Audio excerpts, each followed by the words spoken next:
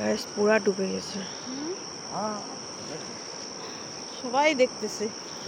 ওদিকে চলো, তুমি ওদিকে তো স্পষ্ট দেখা যাবে না। তো দেখতে পাচ্ছ তোমরা,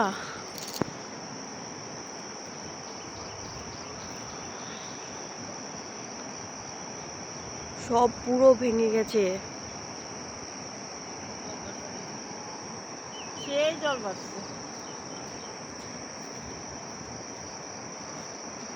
আমি আরও সেদিনকে বলছিলাম যে এই নদীটা মনে হয় জল আর বাড়বে না, দেখি কয়দিনের মধ্যে জল পুরো বেড়ে বন্যা হয়ে গেল, বন্যা দিয়ে দিবে।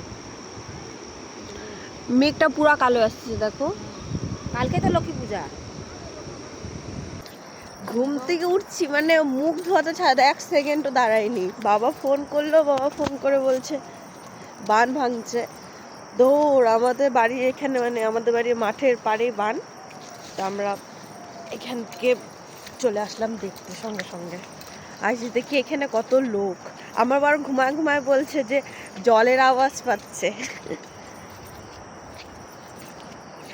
আমরা বাড়িতে হাসাহাসি করছি যে জলের আওয়াজ বাইরে থেকে আসবে নাকি, দেখি না সত্যি সত্যি জলের প্রচণ্ড আওয়াজ হচ্ছে জলের।